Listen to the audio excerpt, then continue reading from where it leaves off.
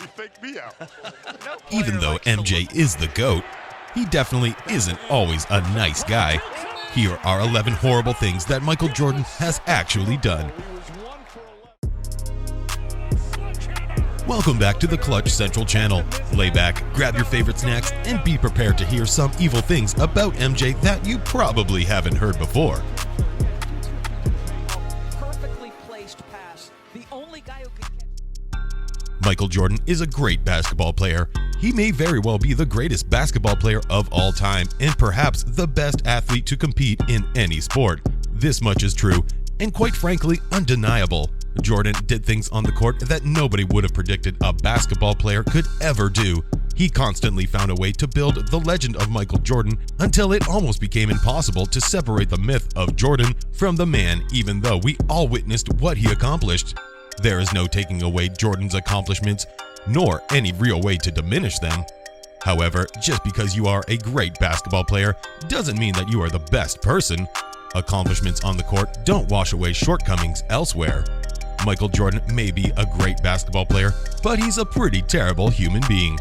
That competitiveness and drive that made Jordan so great on the court also made him a pretty hard person to get along with in real life. Still, there are some moments of Jordan being a bad person that stands out from the usual stories of pranks, bets, and public humiliations. Here are 11 horrible things that Michael Jordan has actually done. Suing a local grocery store for $8.9 million over $4 worth of coupons. Now, $20,000 may not mean much to Michael Jordan, but apparently Mike can get pretty riled up over coupons. Around the time Michael Jordan gave his Hall of Fame speech, we'll get to that in a second, a grocery store in Chicago decided to run a promotion in which they handed out coupons for $2 off steak that congratulated Jordan and included the number 23. Reportedly, only 2 of the $2 coupons were ever redeemed. However, Jordan caught wind of this and sued the grocery store for using his name and affiliated logos.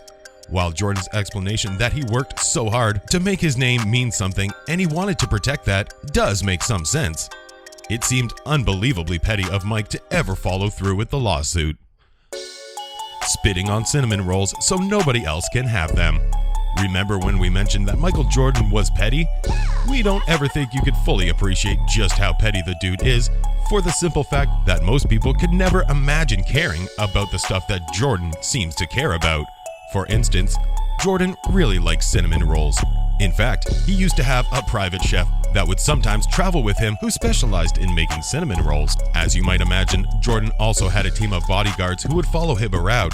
Now, a normal person might do something like offer some cinnamon rolls to the people paid to protect him. Not Jordan. No, Jordan saw his bodyguards eyeing the fresh cinnamon rolls and decided to spit on all of them so they wouldn't have a chance to eat them. Disrespecting 2 United States presidents over golf. For most people, getting the chance to play golf with presidents would be the kind of occasion they would treat like a once-in-a-lifetime occurrence. As such, they would be on their best behavior and act relatively civil. Not Michael Jordan. In the 90s, he had the chance to play golf against Bill Clinton.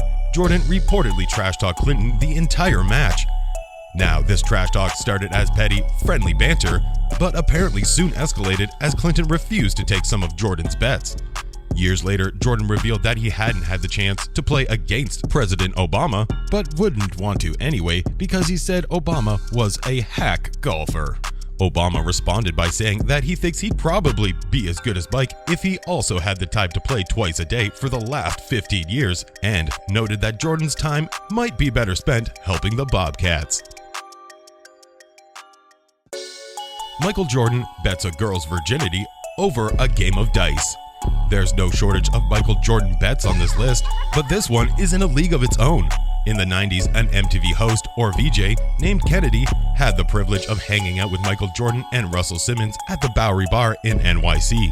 At some point during the meal, Jordan randomly pulled out a pair of dice. His offer to Kennedy was plain.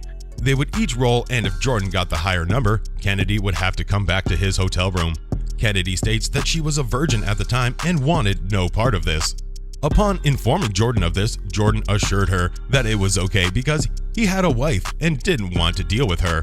Instead, he offered Kennedy some Nets tickets. Threatening to beat up Robert Parish.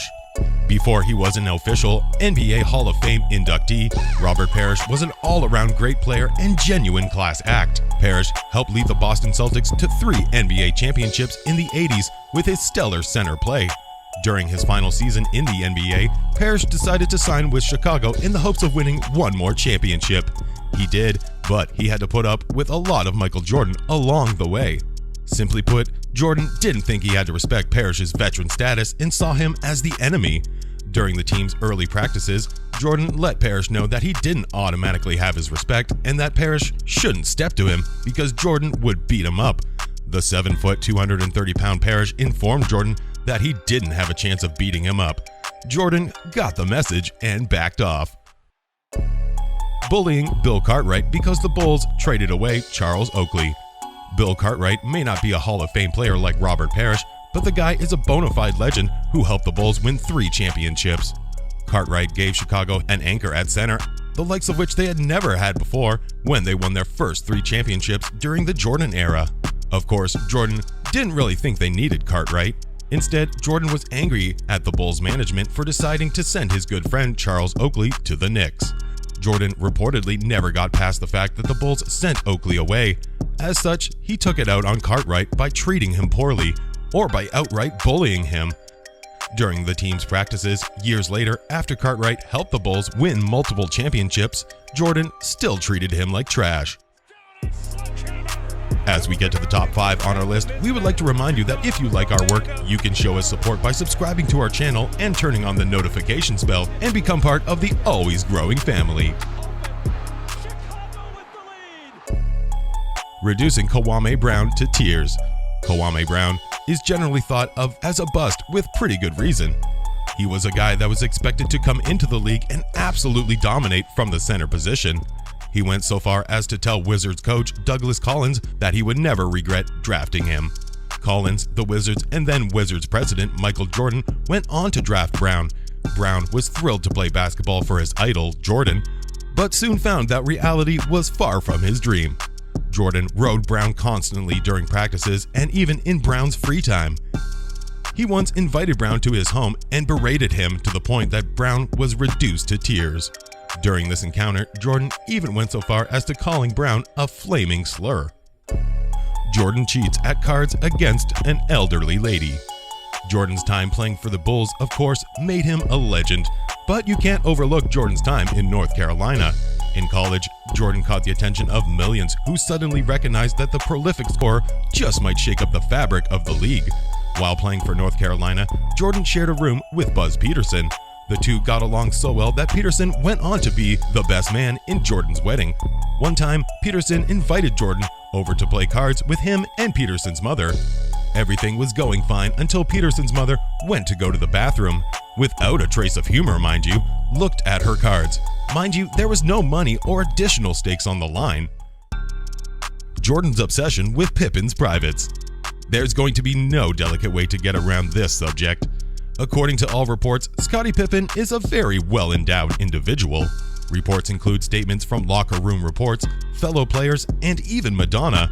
The last source is particularly amusing, as Madonna once said she wouldn't hook up with Jordan because Pippen is bigger. Now, in case you didn't know, Jordan has a special competitive rivalry with Pippen. As such, this is one defeat he refused to suffer regardless of the fact there was nothing he could realistically do about it. Years later though, Jordan, Horace Grant, and Pippen were overheard at a game talking about a bet in which one of their infant sons had the biggest member. It was agreed that Pippen's was still the winner. Charging $15,000 for a photo. If you grew up during the Jordan era, there's a good chance that Jordan still possesses a kind of aura that elevates him above even other celebrities. Michael Jordan was just magic on the court in his prime. There was nobody quite like him, and he played with and against some of the all-time great players. Well, one person who felt that Michael Jordan was magic was the rapper Chamillionaire. In fact, Chamillionaire got the chance to meet Jordan at a party. He went up and asked if he could get a picture, even though he expected Jordan might say no. Not only did Jordan tell him no, he told him he isn't taking pictures with an N-word. He then told Chamillionaire that he would take a picture with him if Chamillionaire spent $15,000 on one of his old jerseys. Michael Jordan turns his Hall of Fame speech into an ego trip.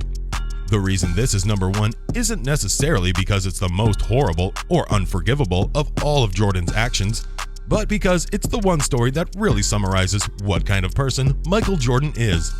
When Jordan was inducted into the Hall of Fame, courtesy of a voting landslide, nobody was surprised. Some people went so far as to say the rules should have been changed so that he went into the Hall of Fame sooner. Jordan's speech included a hint of Jordan's greatness, but featured a lot more of Jordan's ego, from acknowledging his family only to tell his sons that he feels sorry for them, to calling out everyone he's ever had the slightest grudge with. Jordan turned the Hall of Fame into a monument to his pettiness. Before we wrap up this video, we'd like to thank you for watching and to invite you to subscribe to our channel. Make sure to turn on notifications so that you don't miss any of our videos, and leave your opinion in the comments section. Do you agree with our list? Thank you for staying till the end, and we'll see you in the next video. Bye!